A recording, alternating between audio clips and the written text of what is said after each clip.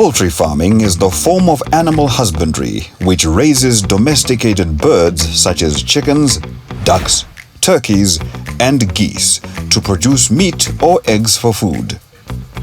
Poultry, mostly chickens, are farmed in great numbers.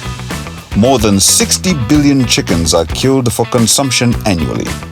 The poultry industry in Zimbabwe has grown massively, and especially amongst small-scale producers over the last 20-odd years. On today's episode of Young Seeds, we meet Tawanda Moyo, a young farmer in Norton, as he shares his journey as a poultry farmer in Zimbabwe. You know what I like about my chickens? Ukwizi ndinodzida because dzinoprotecta mazai adzo, of which mazai iwayo ndo andinoda panapa nenhau yekuti ndo atinoshandisa kuzoita business redu panapa. Saka what they do when they lay eggs, they protect those eggs. So that's why you see I don't let them out. Ndikadziendesa panze dzinonokandira kuzvimbo dzandisingaoni, so ndozopedzisira ndisaite sei, ndozopedzisira ndisaone mazai aya, then ndobva ndaita loss. Saka as such ndinodziita kuti dzigare dziri muno. So my name is Tawanda Moyo, ndiri murimi wehuku shamwari kuNorton, and welcome to Young Seeds. Okay, let me start by telling you that I went to Midland State University and I studied bachelor's degree in history and international studies. After finishing school, ndakazoona kuti shamwari munyika hamuna mabasa andikuona, ende zvakabva zvasangana necovid yakabva ikaita, saka tatigere pamba ndikafunga kuti haso rinonyatsokuita kuti ndiwane something nderipi. Then ndakatanga kuita research. I did my research and ndikaona kuti I had passion, and that passion iyoyo, it was not mu degree randakastada. Yanga iri passion yanga iri sort of hidden. It was a hidden passion. Then I searched it thoroughly. Then I found out that I love chickens. Then I researched about the breeds that are sustainable. Then I found out that we have a lot of breeds that are sustainable, but in the free range sector or type, because chickens are broad. We have commercial, like the broilers and the highliners. But for the free range, we have these what we call roadrunners. I love to call them free range or heritage chickens. So I researched and I fell in love with the breeds that I have here. So I decided to look for the places where I can fetch genetics.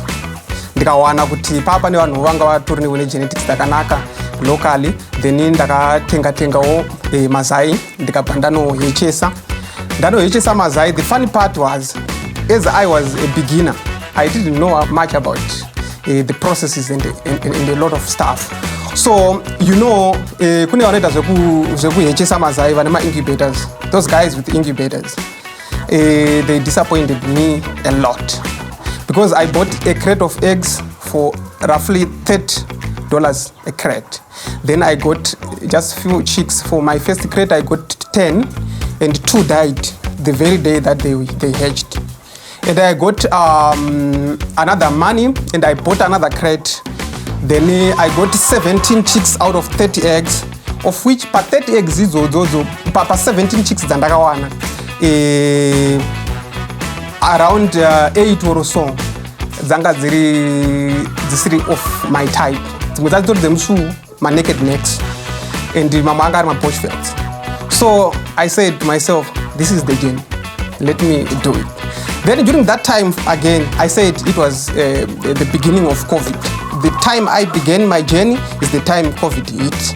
So I started thinking about, kana ndikatanga project ndichanyatsoita sei COVID, because COVID iri kunzi munhu wese anenge asingafambi.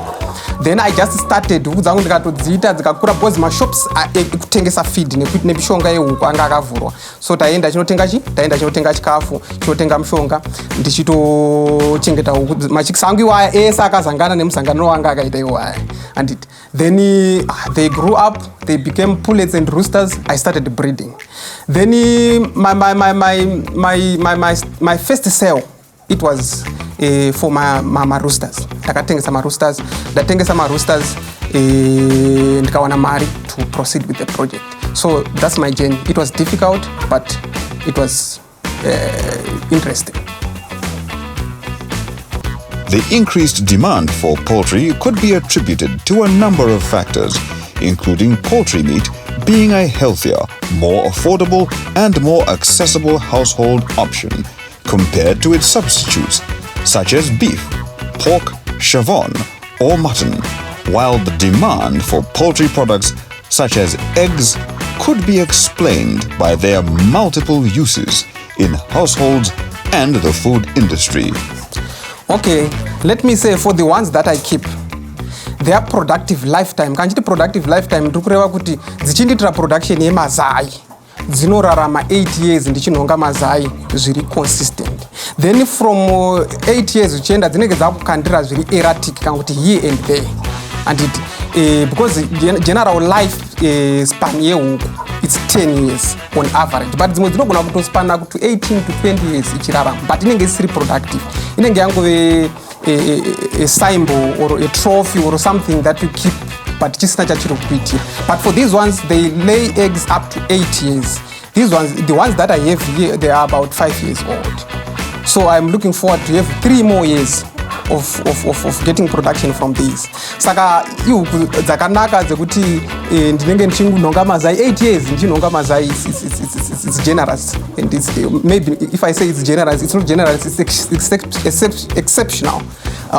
So for other breeds like the highline, highline they are commercially kept up to 5 years, but production lifetime yaro is 1.5 years. So I'm just off layers. My broilers, they are 6 weeks. So that's the general explanation for the lifespan of a chicken. For the ones that I have here, I have got the early maturities, the black australops and the poch cuckoos. They start laying eggs at around 16 to 17 weeks, which is maybe 4 months or 4 months and 1 week. They will start laying eggs.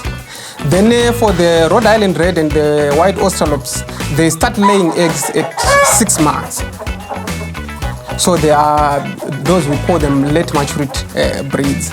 But there is no any other chicken which can lay before 4 months. All chickens, the early maturity ones, they start laying mazai per 4 months. The late ones, they lay at 6 months and more. Poultry industry is big, so are the products that are used in poultry production. Vanhu vazhinji since tine huku dzakasiyana siyana, mama broiler, mama roadrunner, mama ducks, mama chi, kune ma products akawanda, saka ndinoti ma hormones ari kushandiswa because unoona kuti pane dzimwe huku dzinokurumidza dzakura, saka ma hormones anouya ari mu feed sometimes, mamwe anouya ari mu vaccinations, mamwe anouya ari mu boosters. But inini panapa hatishandisi izvozvo because we don't want to boost anything. We want things to go the natural way. Saka hatishandise ma hormones, but ma commercially established operations vanoshandisa izvozvo because vane time frame yavanoda kuti say vanoda kuachieve production. So as such, inini panapa I don't boost my chickens, I don't enhance growth. They should just grow naturally because I try as much as possible to do this naturally. I think poultry management or poultry farm management is very important. In what sense? Kana uripo pa basa pako, you know kuti huku iri kurwara ndeipi, feed iri kudiwa nehuku yakawanda sei, mvura dzinayo here, environment yadziri kurarama yakacleanwa here. Self management is not advised. I don't advise people to do self-on management or remote management because kana ndiri panapa, inini panapa ndiri panapa, I know kuti zvinhu zvangu zviri kufamba sei. I manage everything from kucleana chirugwi, disinfector, kuita everything up to until machicks abuda. I know everything. Saka andiite ma loss because I account for everything. Saka poultry management or poultry farm management is very, very key. You have to be there. You have to be on your project all the time. On the issue of poultry houses, they are the nature or the type of the house is determined by a lot of factors. Chief among them is location and the intended purpose of the project. Someone who is doing poultry at a backyard where there is a jura wall and security cannot bother to kuvaka chirugu nezvidhina nemasimbi zvandakaita zvino izvi, because security is always is provided pamba paari, because pane fence, pane razor wire, pane everything. But kana uri kunoko kuma secluded places like kuma farms, like kuno kuma industrial stands atira naye kunouya mbavha, saka tinenge tichida kuti tibuild ma stronger structures. Saka that's the first factor iyo inodetermine material inoshandiswa. Saka in general pama material munhu anogona kushandisa zvidhina, munhu anogona kushandisa ma-poles, ma-treated poles, munhu anogona kushandisa ma-corrugated sheets anditi kuti agadzire mudhuri chaiwo uyu, kana kuti the board of the house inogona kuvakwa nema-sheets. Munhu anorovera ma-poles aya anditi then orovera ma-sheets to a certain height orufa akatovaka nenhau yekuti location yake iri kualawa izvozvo. Ini ndiri kunoku ndinovaka nezvidhina because handidi kuti mbavha dzipindire huku dzangu. But what is very important is to make sure that the coop is well ventilated and hospitable for the chickens, because they love comfort like humans. So in terms of material, that's all I can say.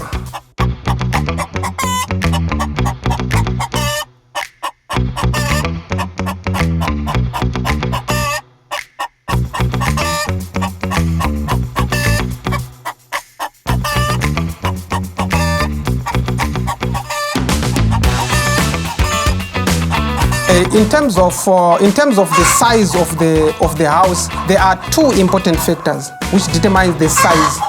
The first is, are you doing it for commercial? Are you doing it for subsistence? For those who are doing it for commercial, they maximize and they prioritize the space very much. So they keep their chickens with ma ratios kuti 10 beds or 12 beds per square meter. Both tine two seasons atinobreeda huku muZimbabwe, tine hot kana tine summer ne winter. Muwinter the rule of the thumb tinochiti muwinter ngamuite 12 beds per square meter. Musama munopisa to 10 beds per square meter, tichitira kuti huku dzikwanise kurarama life dzisingavhiringidzani. But muchando waiti tichiti 12 beds per square meter kuri kutonhora, saka dzinotoda kuswederana padhuze kuti dzidzisane, and saka you keep more munguva yechando, then munguva yekupisa wakuredusa to 10 beds per square meter.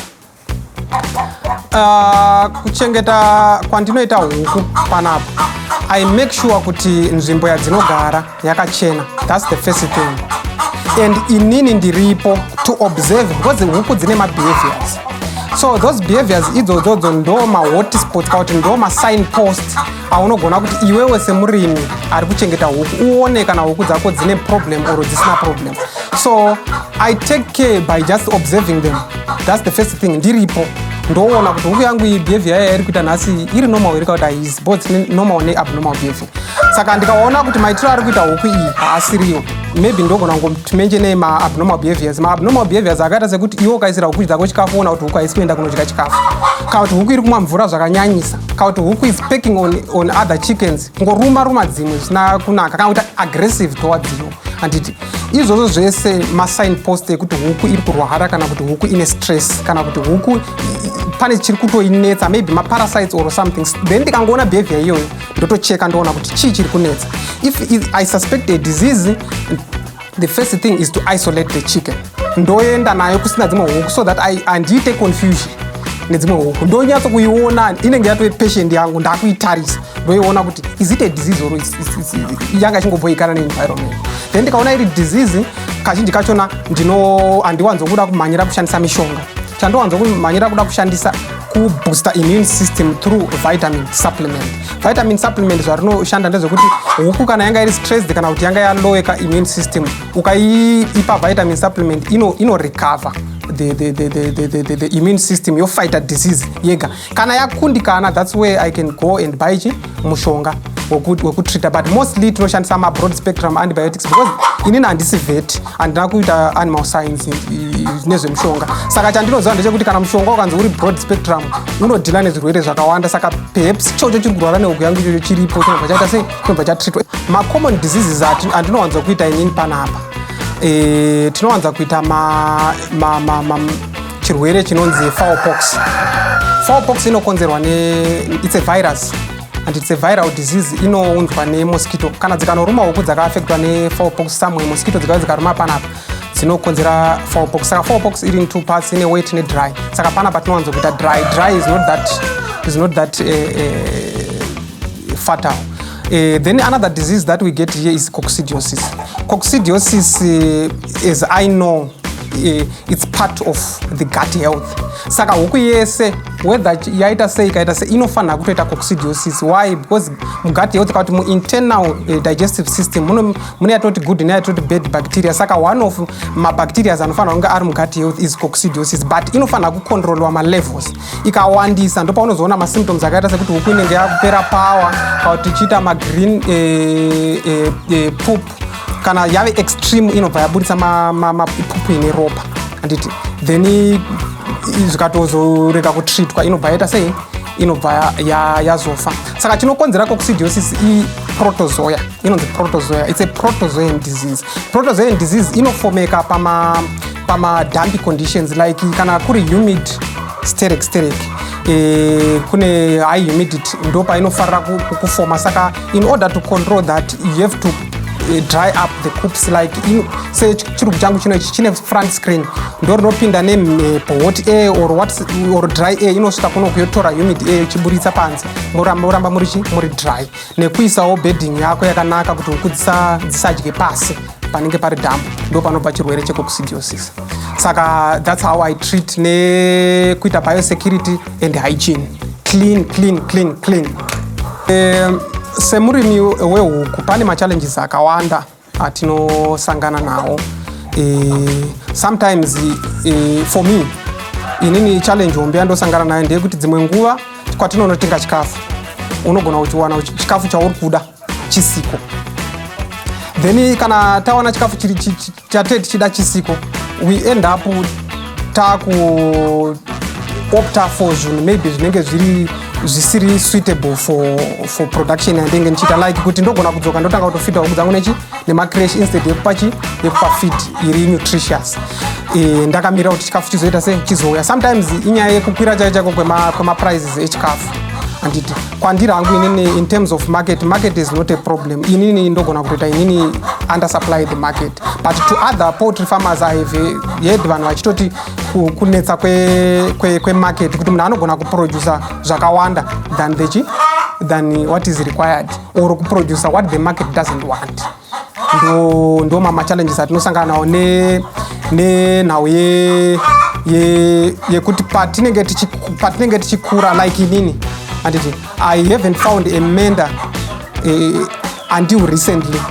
Ndaita mistakes mamwe aingoda kuti ndiwane munhu ari in the chain already kuti andite sei andibatsire, then by the time yandakaona menda wangu ndakuona kuti zvinhu zvakuenda zvinofamba zvienda kumberi ndakangobvunza kuti saka apa ndoita sei ndotoudzwa. Saka handizvona ndichadonheri pasi, but it used to be a challenge and I know it's a challenge to other people or other poultry farmers out there. Saka I think ndo some of my challenges anenge aripo iwayo. Bva izvezvi kusvika pano kwana 5 years I'm seeing myself as a trusted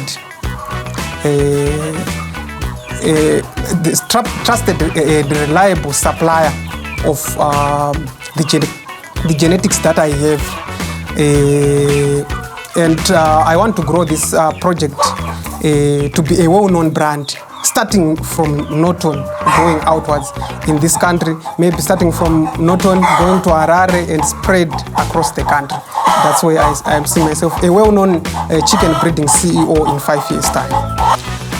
Inini semurimi wehuku ari muZimbabwe achirimira huku kuNorton, ndinopa kurudziro kune vamwe vari kurima huku nevamwe vari kushuvira kurima huku vezera rangu kana kuti vakuru kwandiri kuti guys ngatirimei huku idzi dzinobhadhara. Why ndiri kuti huku idzi dzinobhadhara? Unogona kutove the next millionaire from poultry farming, because agriculture in 2030 it is believed to become a 1 trillion industry. Saka guys inini semurimi wehuku ndiri kutodawo piece of that cake. Saka ndinoziva kuti nevamwe mayouth tinogona kutove part of the people who are going to enjoy that cake. Saka pane kuti tigare ngatishandisei ma-resources madiki atinawo iwayo nepatiri papa, because you can actually start where you are with what you have. You don't have to have a lot of money or a lot of land or big tracts of land or resources to start. Just have the guts to start where you are with what you have. Like me, I'm doing it this backyard, and I wish I will expand into the commercial size very soon, and it's doable. I've done it.